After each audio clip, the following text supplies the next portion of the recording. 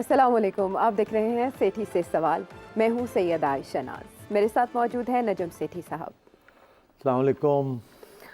सेठ साहब, Peshawar high court आपको पता है इलेक्शन से पहले किस वजह से ख़बरों में रही कि अगर पाकिस्तान तहरीक इंसाफ को कोई रिलीफ चाहिए हो, चाहे वो 9 मई के वाक़यात में ज़मानत चाहिए हो या बल्ले का मामला लेकर रिलीफ, तो वो पेशावर हाई कोर्ट से रुजू करते हैं। इसलिए पेशावर हाई कोर्ट को सरसे में तनकीद का निशाना भी बनाया। शहबाज शरीफ साहब ने, मौलाना फजलुर रहमान ने, इन सियासी रहनुमाओं ने सहूलतकारी का इल्ज़ाम पेशावर हाई कोर्ट पर आयद किया था। लेकिन आज जब मखसूस नशिस्तों के हवाले से दरख्वास्तों की समाअत हुई पेशावर हाई कोर्ट में, तो 5 रुकनी लार्जर बेंच ने वो दरख्वास्तें सुन्नी इत्तेहाद काउंसिल की खारिज कर दी और कहा कि आपका इस पर कोई हक नहीं है। वहाँ पार्लियामेंट्री पार्टी और पॉलिटिकल पार्टी इसकी डेफिनेशन पर भी बहस होती रही। बैरिस्टर अली ज़फ़र ने भी दलाइल दिए। बात यह है कि आपने बहुत अरसा पहले जब ये मामला छिड़ा था मखसूस नशिस्तों का कि मिलेंगी या नहीं मिलेंगी, तब पेशगोई की थी। क्या कहा था आपने, वो शामिल करते हैं पहले शो में।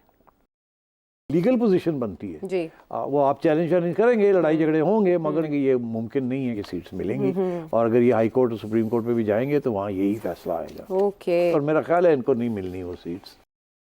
तो नहीं मिली उनको वो सीट्स, लेकिन उसके बाद सुप्रीम कोर्ट जाने का इरादा जाहिर कर दिया गया पाकिस्तान तहरीक इंसाफ की जानिब से। क्या कहेंगे आप? सिंध हाई कोर्ट में भी मामला है, इधर लाहौर हाई कोर्ट में भी लगी हुई है दरख्वास्त, क्या होगा? देखिए, स्टेक्स बहुत हाई हैं इस्टेब्लिशमेंट के, और जो इस वक्त PDM की गवर्नमेंट है, बहुत हाई स्टेक्स हैं। बहुत एक नया प्रोजेक्ट शुरू हुआ है, इसको डिरेल करने की इजाज़त नहीं दी जाएगी। और अगर PTI का ये ख्याल है कि वो उन्हें इंसाफ मिलेगा जिसे वो इंसाफ समझते हैं, वो नहीं होगा। इंसाफ मिलेगा मगर उससे वो खुश नहीं होंगे, क्योंकि वो एक खसूसन एक किस्म का इंसाफ चाहते हैं जिसके साथ उनकी मनपसंद इंसाफ आपकी मुरादी है। तो ये देखिए, जब ये फैसला हुआ ना, 2-3 फैसले जो पहले हुए हैं उससे अब आपको अगला रास्ता नज़र आना चाहिए। जितने मर्जी आप अदालतों में जाके खटखटाएं, जब ये फैसला हुआ कि आपको सिंबल नहीं मिलना, समझिए कि उस वक़्त ये फैसला हो गया था कि यू आर आउट। आपको अंदर नहीं आने देना, और आप जितनी मर्जी कोशिश कर लें इधर से उधर से, वो कोई सहूलत नहीं मिलेगी आपको जी। तो वही हो रहा है। उसके बाद वो केसेस इलेक्शन से पहले आपको पता कन्विक्शंस हो गई, 1, 2, 3 हो गई मेरा ख्याल है जी। हाँ, 3 हो गई। हाँ। तो फिर उसके बाद प्री इलेक्शन में जो कुछ हुआ, इलेक्शन की रात को जो कुछ हुआ जी। तो ये तो एक मैं समझता हूँ कि प्रोजेक्ट फुल थ्रॉटल चल रहा है, और प्रोजेक्ट को डिरेल होने की इजाज़त नहीं होगी, कोई नहीं कर सकेगा। अच्छा। ये प्रोजेक्ट चलेगा, खान साहब जो है अंदर रहेंगे, PTI जो है अगर गड़बड़ करेगी तो मार पिटेगी। और ये बिल्कुल उसी किस्म की है, थोड़ा पैमाना ज़्यादा सख्त है जो कि नून लीग के साथ हुआ 17-18 में, तो वो अब इधर हो रहा है, थोड़ा सा ज़्यादा हो रहा है। और थोड़ा सा नहीं, इस्तीफा जिससे कहते हैं ना, थोड़े कड़ाके निकल रहे हैं। अच्छा। तो इसलिए मुझे बिल्कुल कोई तवक्को नहीं है कि जी कोई रिलीफ मिलेगी PTI को। अच्छा, कहते हैं ना वो कुछ शहर दे लोग भी जालम सन, कुछ सानू मरन दा शौक भी सी, जो तुसी कहंदे पे हो कि जे गड़बड़ करेंगे तो इन्हां नू कुट पेगी। अपनी स्ट्रेटजी को भी तो कुट पड़ी। जैसे ये फैसला आया नशिस्तों के हवाले से, तो सारे लोग सोच में पड़ गए कि सुन्नी इत्तेहाद काउंसिल की तो कोई सीट ही नहीं थी असेंबली में, मजलिस वहदतुल मुस्लिमीन के साथ जाते जाते एकदम ये डिफ्लेक्ट क्यों हो गए?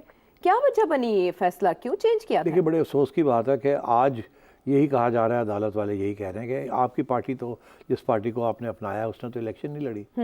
उनके जो एक बंदा था उसने तो इंडिपेंडेंट के तौर पर लड़ा। तो जिन्होंने इलेक्शन लड़ी थी और जिनके पास एक सीट थी, आप उधर क्यों नहीं गए? और आपको याद होगा कि पहले फैसला यही था कि उनके पास जाएंगे, मगर फिर यही होता ना इस मुल्क के अंदर कि जो मजहबी लॉबी है ना, वो फिर प्रिवेल कर जाती है। और स्पेशली KP जैसी एरिया में जहाँ मज़हब का काफ़ी स्ट्रॉन्ग रोल है, तो मेरा ख्याल है वहाँ ये वो जी तो शिया ने उनके साथ हमने नहीं मिलना, ये नहीं करना, वो नहीं करना, तो इस वजह से उनको छोड़ दिया। और अब भुगता रहे हैं ना जो फैसले किए इन्होंने।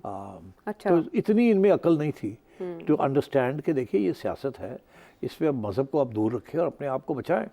मगर नहीं, इन्होंने शुरू में सोचा, फिर किसी ने आके कहा होगा ओ ना ना ना ना, we don't want to be linked with them, ओ जी ये हो गया, ओ जी हो गया। ये इस मुल्क की प्रॉब्लम है कि आप आधे पाकिस्तान को तो पूरा मुसलमान मानते नहीं हैं, और इस किस्म की बात। और तो ये हम जब बड़े हो रहे थे तो ऐसी चीज़ें नहीं थी। ये नया पाकिस्तान है जिसको मैं तो नहीं पहचानता, जिसके अंदर ये सारी फ़िरका वारियत और ये सब कुछ चल रहा है। और इमरान खान जैसा शख्स जिसकी पार्टी लिबरल पार्टी को, खान खुद जो है वो मजहबी ज़रूर है मगर वो सियासत में मज़हब को नहीं लाना चाहता जिस तरीके से मजहबी जमातें लाना चाहती हैं। बातें करता है, यू टर्न्स लेता है, मगर वो सब ड्रामा है।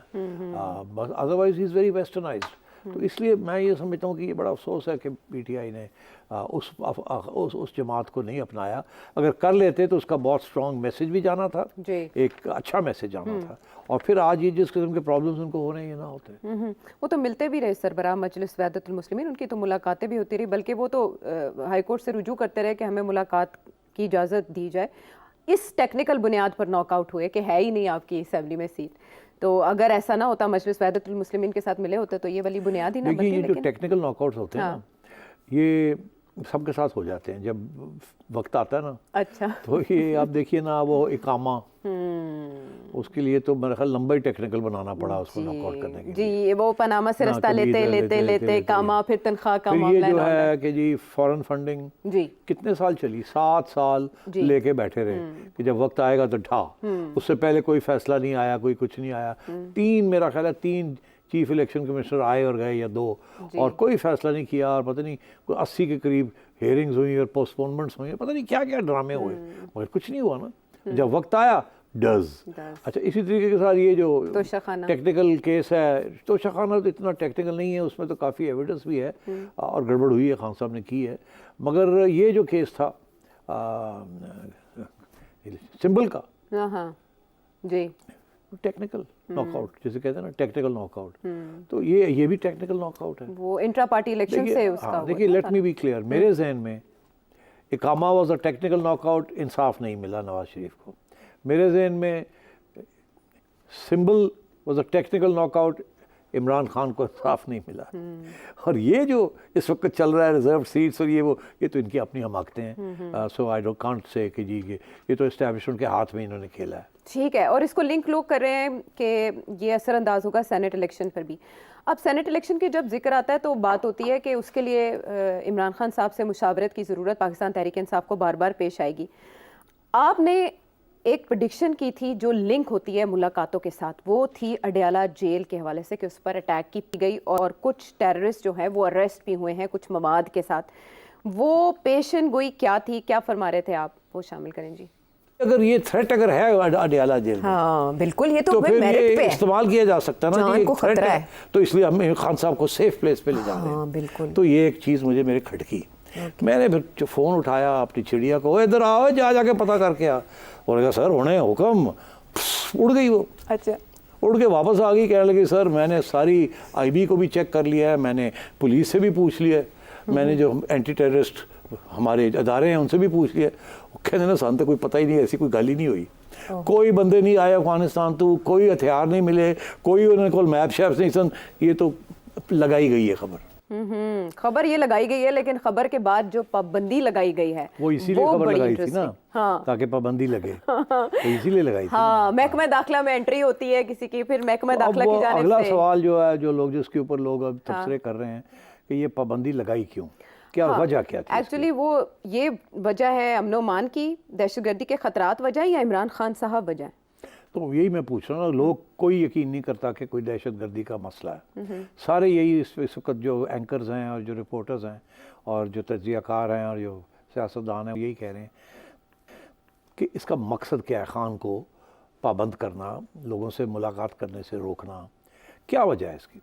या ये 15 दिन के अंदर कोई और ड्रामा होने वाला है? अब ड्रामे तो 2 ही हो सकते हैं ना, एक तो ये कि ये लोग जाते हैं, खान को मिलते हैं, फिर आके बड़े तंदना के बयान देते हैं, फिर एक स्ट्राइक का उल्टा कर देते हैं, फिर ये कर देते हैं, फिर वो कर देते हैं, और खान जो है वो जिंदा है, क्योंकि जैसे ही उसकी बात होती है तो खान जिंदा हो जाता है। ऐसे ही है ना, अब तो वो AI भी इस्तेमाल कर रहे हैं खान को जिंदा करने के लिए, ऐसे ही है ना।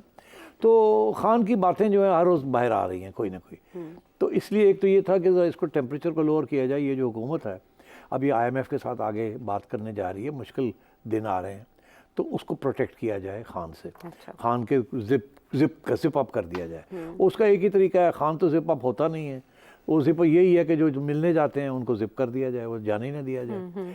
एक ये, दूसरा ये है कि जो स्पेकुलेशन चल रही है कि यार ये 10 दिन कर लेंगे फिर और क्या करेंगे, अदालतें तो नहीं छोड़ेंगी, अदालतें तो कहेंगे जी ठीक है आपको थ्रेट है मगर ये 3 वकील तो जाएंगे, ये 2 वकील तो जाएंगे, उन्होंने अपने केसेस डिस्कस करने हैं, ये तो रोक नहीं सकते इस चीज़ को।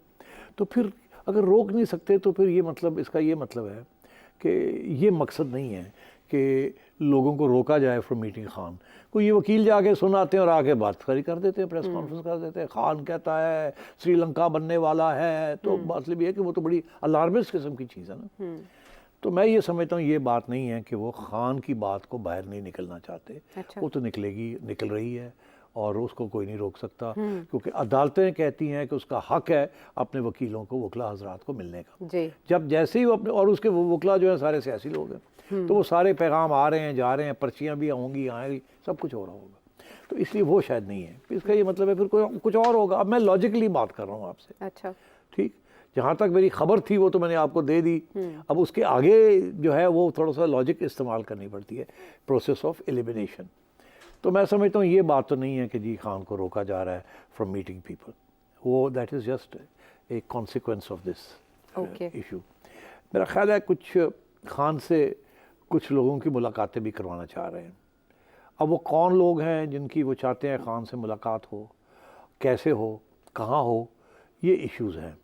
अगर तो खान के साथ किसी की मुलाकात होनी है या करवानी है या कोई ओपनिंग क्रिएट करनी है, अच्छा। तो मैंने पहले भी कहा था अडियाला जेल में आप नहीं कर सकते, वो तो घिरा हुआ है मीडिया का वहाँ और पीटीआई का, कोई ना, वो तो सारा वक्त, और फिर अंदर लोग हैं जो कि पीटीआई के सिंपथाइजर्स होंगे, अदर प्रिजनर्स, तो वो तो बात बाहर आ जाएगी। अगर कोई मिलने जाता है ना खुफिया तौर पे खान को, अच्छा। तो वो छुपी नहीं बात रह सकती।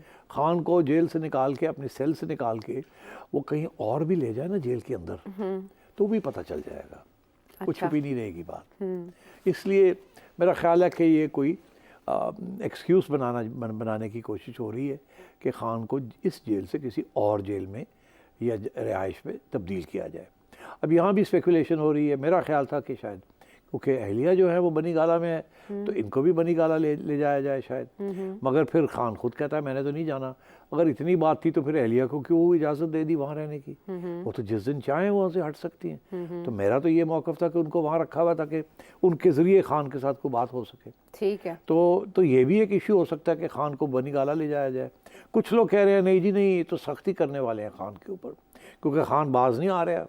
खान जो बैठा है, खान कह रहे हैं कर देंगे, वो कर देंगे, तो खान को थोड़ा सा सबक और सिखाया जाए, टाइट किया जाए। अच्छा। और टाइट करने वास्ते कुछ लोग कहते हैं मच जेल ले जाएंगे, कोई कहता है साहिवाल ले जाएंगे। मेरा नहीं ख्याल कि खान को ये टाइट करने का कोई प्रोजेक्ट है। अच्छा। बिकॉज खान टाइट नहीं हो सकता। ये इनकी गलत फहमी है। अगर इनका ख्याल है कि खान को किसी जगह फेंक देंगे और खान जो है वो बड़ी तकलीफ ही होगा। खान तकड़ा आदमी वो नहीं होने लगा। मुलाकातों की आपने खबर देकर बस बात खत्म, मुलाकातें हो सकती हैं? अच्छा, अब मैंने यही आपसे कहा कि वो डिपेंड करेगा ना कि खान को कहाँ ले जाते हैं। अच्छा। और अगर ये भी हो सकता है कि खान को कहीं ना ले जाएं, ये उन्होंने पूरा एक एक्सपेरिमेंट किया हो कि अगर हमें करना पड़े तो ये करना पड़ेगा, तो रिएक्शन क्या आता है। अच्छा। अब रिएक्शन तो आना शुरू हो गया। अब तो लोग प्राइम मिनिस्टर के पास जा रहे हैं और कह रहे हैं खान को रिहा करो। हाँ जी बिल्कुल, वो अलीमीन गंडापुर साहब और जो थोड़ी है, सी वो मुशावरत की पीटीआई के इजाज़त अंदर मांग कुछ नरमी नजर आनी शुरू हो गई। शेर अफजल मरवत साहब भी नरम पड़े। हाँ, और कहीं सख्त कहीं नरम। चीफ मिनिस्टर साहब भी आजकल थोड़े से ऐसे हुए हैं। अलीमीन गंडापुर साहब जिनसे एक्सपेक्ट नहीं किया जा रहा था, खान का सिपाही, और जिस तरीके से भी डिस्कस करते हैं जी बिल्कुल, ब्रेक का मुझे एक्चुअली कहा जा रहा है। तो मैं ये कह रहा हूँ कि मेरा ख्याल है आप देखते चले अगले 8-10 दिन के अंदर क्या होता है। हाँ। उसकी वजह ये है कि या तो ये एक्सपेरिमेंट वो सोचेंगे कि नहीं रहने दो ऐसे ही, तो या फिर वो कोई कदम उठाएंगे। ठीक तो है। हमें समझ आ जाएगी क्या, जैसे ही होगा हम आपको बता देंगे कि क्या हुआ। अभी तो हमने आपको तैयार कर दिया है कि कुछ हो सकता है। कुछ हो सकता है, और 2 हफ्ते ही क्यों, ये और पहले भी मैंने इशारा किया था, वहाँ तक तो आ गए। अब वहाँ तक तो आ गए आपने। अडियाला जेल और थ्रेट्स का इशारा करने के बाद सिचुएशन डेवलप वैसी ही हुई और 1 हफ्ते के अंदर अंदर हुई। अच्छा, बिफोर वी टेक ब्रेक, ये IMF वफ्द जो पाकिस्तान पहुंचा हुआ है, जब ये इससे पहले आए थे और डिफ़ॉल्ट होने की बातें थी और मुज़ाकरात चल रहे थे, तो जाके ज़मान पाक मुलाकात की थी IMF की डेलीगेशन ने। अब फिर IMF का डेलीगेशन आया हुआ है, तो ये स्पेक्युलेट करना ठीक होगा कि IMF को रोकने के लिए पाबंदी लगाई गई है? बिल्कुल नहीं, IMF का कोई दिलचस्पी नहीं है इमरान खान को मिलने में।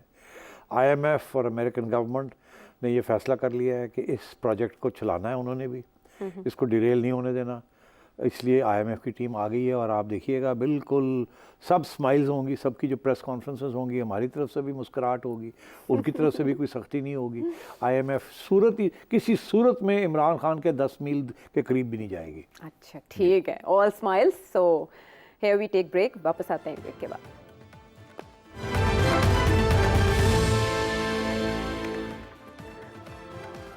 शो में एक बार फिर खुश आमदेद। ऐसे लग रहा था कि अली अमीन गंडापुर साहब की जो नामजदगी है बतौर वज़ीर आला केपी वो टकराव का सबब बनेगी, लेकिन जौहरी तब्दीली आती है रवैये में। पता है कैसे?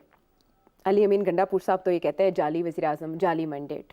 वो तो हल्फ बर्दारी की तकरीब में भी नहीं जाते वज़ीर आज़म शहबाज शरीफ साहब। लेकिन फिर एक दरख्वास्त आती है इलेक्शन कमीशन में, असासे छुपाने के इल्ज़ाम में अली अमीन गंडापुर साहब को नाअहल करार दिया जाए। ये रिक्वेस्ट की जाती है एक शहरी की जानिब से, मोहम्मद कफ़ील नाम है उनका, और वो इलेक्शन कमीशन समात के लिए मुकर्रर कर देता है। अच्छा, ये दरख्वास्त आती है इलेक्शन कमीशन में 12 मार्च को और वो समात के लिए मुकर्रर कर दी जाती है। तो अगले दिन अली अमीन गंडापुर साहब वज़ीर आज़म हाउस पहुंच जाते हैं और शहबाज शरीफ साहब से मुलाकात भी कर लेते हैं। मुलाकात बड़ी खुश आइंद होती है, जो बाद में एहसन इकबाल साहब के पहलू में खड़े होकर प्रेस कॉन्फ्रेंस भी करते हैं और साथ मिलकर चलने का इंदिया देते हैं। ये सब हैरान हो रहे हैं कि क्या ये मुलाकात इमरान खान साहब की इजाज़त से हुई, और क्या वो कोई मैसेज लेकर गए, और क्या ये मुलाकात ब्रिज बन सकती है बिटवीन इमरान खान एंड शहबाज शरीफ? देखिए, कोई मैसेज वैसेज कोई नहीं, कोई ब्रिज कोई नहीं बननी। गंडापुर साहब के 2 प्रॉब्लम्स हैं। एक ज़ाती जो जिसका हवाला आपने दे दिया कि अब इलेक्शन कमीशन इन्होंने धरेगी, और एन मुमकिन है कि इनकी छुट्टी करा दें वो, बिकॉज वो केस बड़ा स्ट्रॉन्ग है। अच्छा। शायद थोड़ा वक्त लगे, तो जाहिर है you have to give him an opportunity, but Gandapur साहब को पता है कि उन्होंने मिस डिक्लेरेशन की है अपनी इलेक्शन नॉमिनेशन फॉर्म्स के अंदर जी। तो बड़े क्लियर इसमें हाई कोर्ट के केसेस हैं कि अगर आप मिस डिक्लेरेशन करें तो 50% ऑफ द केसेस में आप उड़ जाते हैं। 50% केसेस में वो आप ये कह सकते हैं कि जी एक्सीडेंटली मैंने ये लिख दिया, गलती से हो गया, मेरा इरादा नेक था में से, मगर यहाँ तो ये है कि आउटराइट झूठ है ना, जो प्रूव किया जाएगा कि जी आपने लिखा कि जी ये मेरी प्रॉपर्टी थी, ये मैंने बेची, उसकी बेचने के बाद मैंने उस पैसे के साथ अपनी गाड़ी लैंड क्रूजर खरीदी वगैरह। अब वो जो इल्ज़ाम है कि ये तो प्रॉपर्टी आपकी नहीं थी, तो आप कैसे कह सकते हैं कि ये पैसे आपके थे और आपने खरीदी कहाँ से? तो ये प्रॉब्लम बन सकता है उनके लिए। अच्छा। और ख्याल है ये तलवार लटकाई जाएगी, इसको एक्सिक्यूट नहीं किया जाएगा। कुछ ऐसे केसेस होते हैं जिनको लटकाया जाता है, जब चाहे बटन दबाएं तो गंडापुर साहब को ये पैगाम मिल जाएगा, और ये मिल गया होगा कि बच्चू तेनू तो जिन्होंने चाहिए ऐसी नॉकआउट कर दी, तो you behave yourself. Okay, now comes the second dimension. तो गंडापुर साहब ने सोचा होना कि हुण मैं मरवट ने कहना कि ओए तू ही शोर पा, मैं थोड़ा ज़रा संभल के चलना। अच्छा, good cop bad cop. Good cop bad cop इतना भी गुड नहीं बनेगा गंडापुर, वो तो आउट ऑफ कैरेक्टर होगा, up and down, hot and cold. मगर जो सेकंड इशू है क्या? वो बड़ा इंटरेस्टिंग है। क्या? वो पैसे लेने गया है। हाँ जी, पैसे लेने गया जी, कुछ ड्यूज हैं केपी गवर्नमेंट क्योंकि नहीं मिली पहले। हाँ, पहले नहीं मिले, लेकिन अब केयर टेकर ने नहीं दी जी, केयर टेकर्स ने नहीं दी। तो अब क्या इनका ये ख्याल है कि ये गवर्नमेंट उनको दे देगी जिसको ये अपोज कर रहे हैं और जिसको ये गालियां दे रहे हैं और जिसको ये तस्लीम भी नहीं करते। तो ये पैसे जो है ना, ये बड़े ज़रूरी हैं केपी के लिए। वहाँ ये पैसे मिलेंगे या नहीं मिलेंगे, कितने मिलेंगे, कितने नहीं मिलेंगे, किस स्टेज पे मिलेंगे, क्या लारी लपा होगा, क्या होगा, क्या नहीं होगा। सख्त ज़रूरत है पैसे की केपी को। पैसे के बगैर केपी की गवर्नमेंट चल नहीं सकती। ये पैसा फेडरल गवर्नमेंट से आता है, it's part of the instalment of the national finance commission award. एक तरफ तो ये प्रेशर है एस्टैब्लिशमेंट की तरफ से कि नेशनल फाइनेंस कमीशन अवार्ड के जो सब प्रोविंसेस को पैसे दिए गए हैं और जो रहते हैं वो मत दें वापस उनको, क्योंकि हमें फेडरल गवर्नमेंट को ज़रूरत है टू मीट IMF टारगेट्स। अच्छा, तो पंजाब तो दे देगा, सिंध नहीं देगा, केपी कह रहा है मैंने नहीं देने। ठीक है, बलूचिस्तान के बाद थोड़े बहुत है वो ये काट ही लेंगे, मैं हमेशा कहा। तो फिर तो मसला बन जाएगा ना फेडरल गवर्नमेंट के लिए। तो इसलिए मेरा ख्याल है गंडापुर साहब और केपी की हुकूमत को इस बात का एहसास हो गया है कि शायद हमें पैसे ना मिलें, जो हमें नेशनल फाइनेंस कमीशन का जो आखिरी इंस्टॉलमेंट्स रह गई हैं वो ना मिले। तो जाओ जाके फेडरल गवर्नमेंट गल करो तो सानू पैसे दो। मेरा नहीं ख्याल कि इनको पैसे मिलेंगे, ये कतरा करके देंगे ताकि ये बिहेव करें। मगर ये गए थे पैसे लेने। मेरा ख्याल है अमाउंट सिग्निफिकेंट है, छोटी अमाउंट नहीं है। तो अगर ये सूरत हाल है तो शहबाज शरीफ साहब में क्या होगा, हाँ हाँ बिल्कुल क्यों नहीं, मैं भी कहता हूँ इनको कि जी वो IMF से इजाज़त लेके आपको दे दें, बिकॉज हमने तो वो सारे वो पूरा स्टिचअप करना है ना, इतने पैसे इतने ये वो, तो अगर बाकी प्रोविंसेस से भी हम ले रहे हैं और काट रहे हैं तो फिर यहाँ से भी करना पड़ेगा। उसने इनको कह दिया जी मेरी तरफ से कोई प्रॉब्लम नहीं है, साथ ये लीक कर दिए बात के IMF से भी ज़रा बात कर लेते हैं कि ये रिलीज़ कर दें या ना करें। थोड़े से पैसे रिलीज़ हो जाएंगे, पूरे पैसे नहीं होंगे, वो डेंगल करेंगे, behave yourself if you want this money. अभी बजट आने से पहले 3-4 महीने तो पड़े हैं ना, जून में आएगा बजट, 3 महीने तो पड़े हैं ना, ये आखिरी इंस्टॉलमेंट है। मेरा ख्याल है इस इंस्टॉलमेंट का अगर 25% हिस्सा भी KP को मिल जाए तो गनीमत होगी, ये नहीं देंगे। तो ये पैसे लेने आए हैं, इनको पता है कि ये एज चीफ मिनिस्टर कामयाब नहीं हो सकते unless he does some relief work. ये रमज़ान का महीना है एंड सो ऑन, वहाँ किटी खाली हुई हुई है, तो ये ही ड्यूज़ हैं, कोई बिजली की हैं, कोई ये है, कुछ NFC से पैसे आने हैं, तो इन्होंने ये ले गए होंगे वहाँ लंबी चौड़ी लिस्ट लेके इतने पैसे ये ड्यू हैं, इतने पैसे ये ड्यू हैं।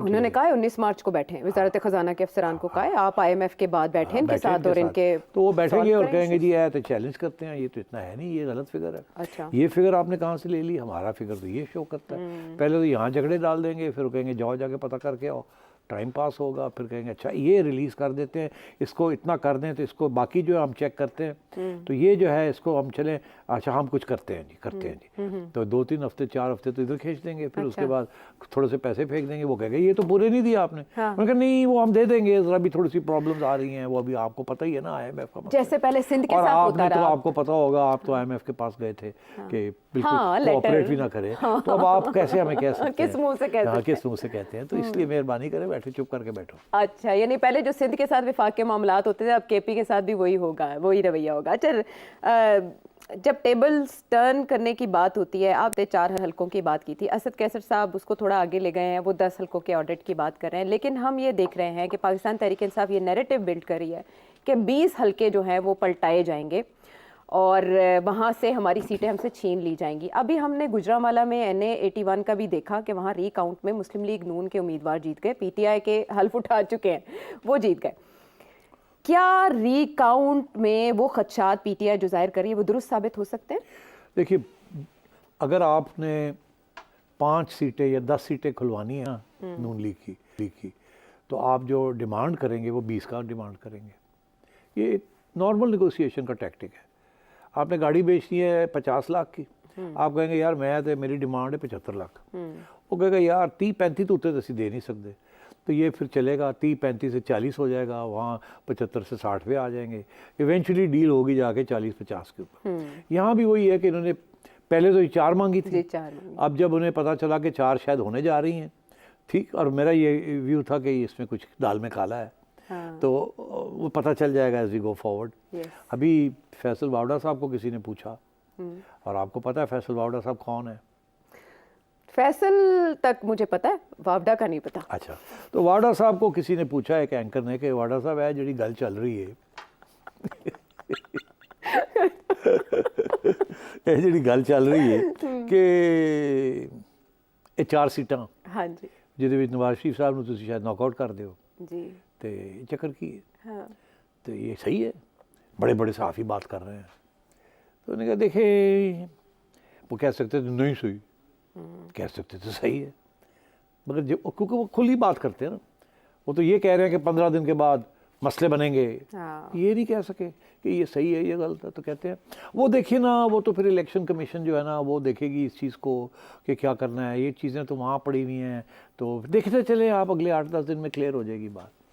तो उससे तो यही पता चलता है कि हम सही ट्रैक पे चल रहे हैं, कुछ गाल में काला है, कोई थ्रेट है, या तो मियाँ साहब को नरम करने की कोशिश की जा रही है विद दिस थ्रेट, या शायद PTI को अपीज़ करने की कोशिश कर रही है कि हम इधर भी 3-4 नॉकआउट कर दे रहे हैं और आपके भी 8-10 जो नॉकआउट हो रहे हैं, जो उधर उनको डर लगना शुरू हो गया है, हाँ, कि हमारे 20 नॉकआउट हो रहे हैं, उनको शायद डर लग रहा है 8-10 उनके नॉकआउट ना हो जाएं, तो ये चीज़ें गेम्स अब शुरू हो गई हैं चलनी, और मेरा ख्याल है एस्टेब्लिशमेंट जो है बड़ी माहिर है इन चीज़ों में कि दोनों को चलाना, तो लेट्स तरीके से ये कहाँ जाती है।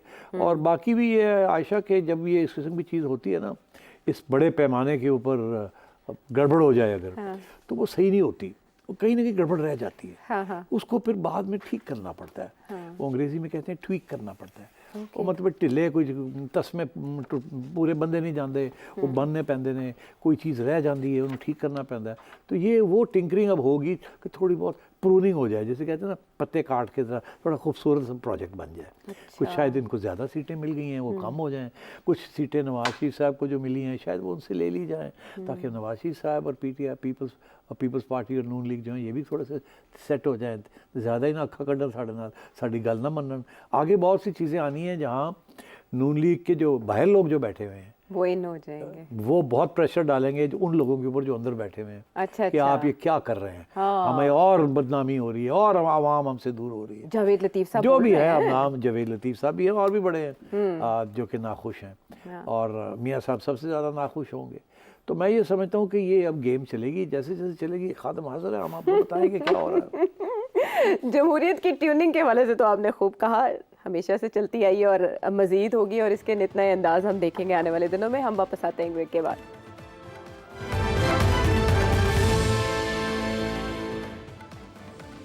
Welcome back to the show. American elections आ रहे हैं इसी साल के आखिर में, वहाँ डोनाल्ड ट्रंप अहम है अमेरिका की सियासत में, तो हमारे मुल्क की सियासत में डोनाल्ड लू बहुत अहम है। आपको पता है कि उनका नाम गूंजा था जब वोट ऑफ नो कॉन्फिडेंस आया, उससे पहले इमरान खान साहब ने उनके बारे में क्या कहा, लेकिन अब वो आ रहे हैं छुरी के नीचे। छुरी के नीचे यूँ कि अमेरिकी कांग्रेस में होगी पाकिस्तान में इंतखाबात और जमहूरियत के मामले को लेकर समाअत, और उसमें उन्हें बतौर गवाह बुला लिया गया है। एक तो सवाल ये पैदा होता है कि क्या वो लॉबिंग जो पाकिस्तान तहरीक इंसाफ अमेरिका में अपने लिए करी है, क्या ये उसका असर है? दूसरा सवाल ज़िमनी कि डोनाल्ड लू अपने दिफा में क्या कहेंगे? ये बड़ा इंपॉर्टेंट सवाल है।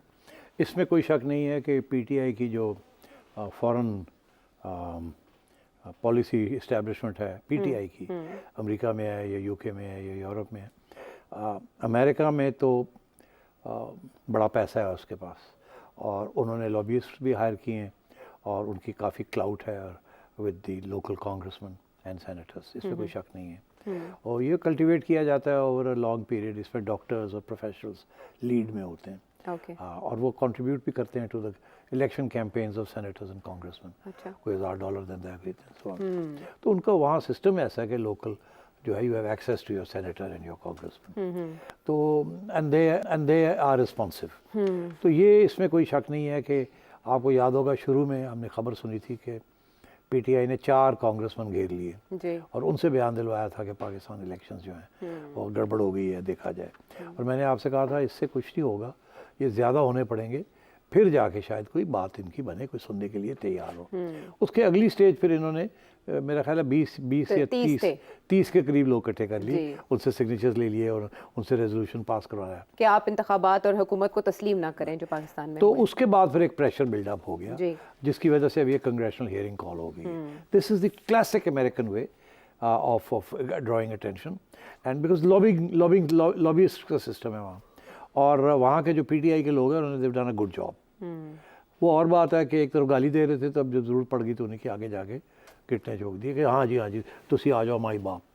पहले गालियाँ दे रहे थे कि माई बाप जो है उनकी ऐसी तैसी, स्लेवरी और ये वो, और अब उसी माई बाप के बाद पहुँच गए। But then give them credit कि यू टर्न के तो मास्टर हैं और सियासतदान होते ही हैं। अब बाय द वे ये यू टर्न तो पीटीआई तो के हम समझते थे पीटीआई मास्टर है, मगर नून लीग भी लगता है ऐसे है कि उन्होंने भी एक एमएससी कर ली है यू टर्न यू टर्न्स के अंदर, ठीक है ना। अच्छा, हाँ, वो नजर आ रहा है ना, बयानिया शानिया सब फारग हो गए। Masters in science of U turn, masters in science of U turn. Khan साहब तो पीएचडी थे, ये पहुंच रहे हैं, इनका पहला साल मतलब एमएससी तक हो गया इनका, खान साहब ने सिखाया। हाँ, तो खान साहब की politics is very popular now कि यू टर्न पॉपुलर, तो वहाँ इन्होंने कर लिया है।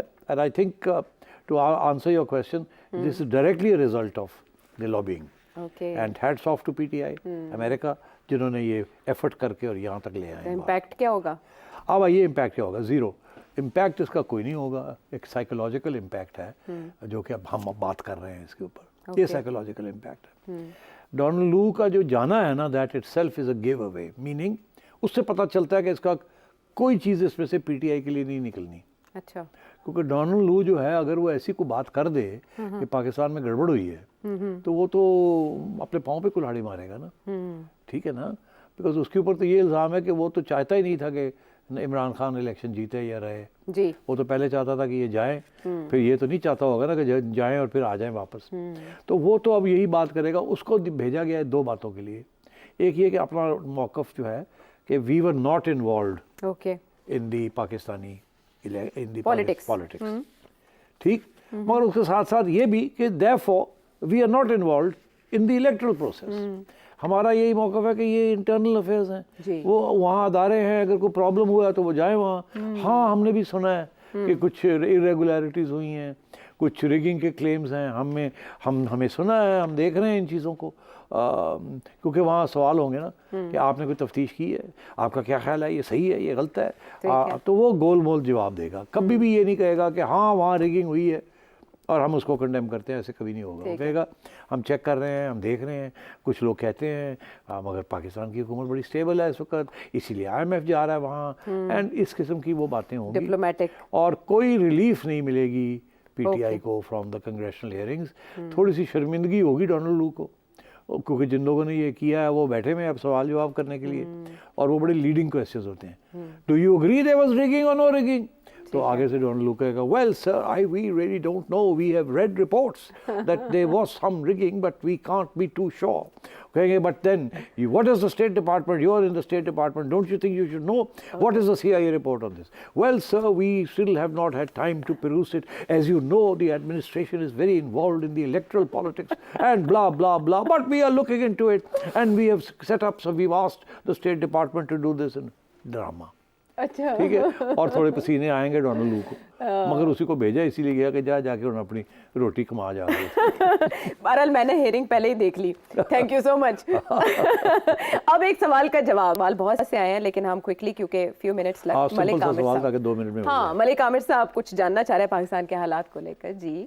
पाकिस्तान के हालात मुस्तकबिल करीब में साल 1.5 साल में ठीक हो जाएंगे? जो हम बैरून मुल्क हैं, जो छोटी मोटी जॉब इधर कर रहे हैं ताकि हम वतन वापस आ जाएं, जितने पैसे हम यहाँ कमाते हैं इतने पाकिस्तान में हम कमा लें। पाजी जिथे बैठे हो टिके रहो उथे, मैं तो यही आपको एडवाइस दूंगा। देखिए ये जो इस वक्त जिस फेज़ में से पाकिस्तान गुजर रहा है ना, ये बड़ा टफ फेज़ है।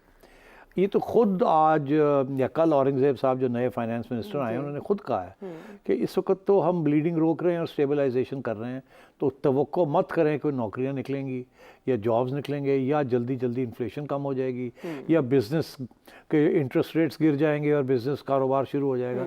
तवक्को ना करें। इस वक्त और इश्यूज़ हमारे लिए, कितना टैक्स कलेक्ट करना है, कितनी कीमतें बढ़ानी है एंड सो ऑन। ये जो इशू है ग्रोथ का, जिसके साथ मुलाजमतें बनती हैं, नज़र आती है कि तजारत शुरू हो जाती है, इन्वेस्टमेंट तो वो कह रहा है कि अगले 3 साल के बाद ये इसका वक्त आएगा। अगर ये अगले 2 साल 2.5 साल हम ठीक निकाल लिए हमने, और ये IMF का प्रोग्राम बरकरार रहा और हमने कोई गड़बड़ ना की या कोई गड़बड़ हो ना गई, तो इसलिए मैं भाई साहब को यही कहूँगा आयशा कि आप शुक्र करें जहाँ आप बैठे हैं, रोटी पानी निकल रहा है आपका, इतने पैसे बना लेते हैं कि कुछ घर भेज देते हैं, बैठे रहें यहाँ, वहीं अपने हालात को बेहतर करें। अगर 3 साल के बाद आपको नज़र आया कि हालात यहाँ बेहतर हो रहे हैं, लड़ाई झगड़े ख़त्म हो गए हैं, इन्फ्लेशन महंगाई कम हो रही है, नौकरियाँ मिल रही हैं, खुशहाली आ रही है, तो फिर आप आ जाइएगा। मगर अभी बिल्कुल सोचिए भी मत वापस आने का, अभी इंतजार बिकॉज यहाँ तो लोग दिन रात मुझे अप्रोच कर रहे हैं जी वीज़ा लै दो असं निकलना है, तो लोग दौड़ू ने तो तुसी वापस आने का सोच रहे हो। बिल्कुल बिल्कुल, वीज़े भेजने हैं आप, तो लोग रिक्वेस्ट कर रहे हैं वीज़ा भेजें, स्पॉन्सर भेजें, ब्रेन ड्रेन हो रहा है पाकिस्तान से।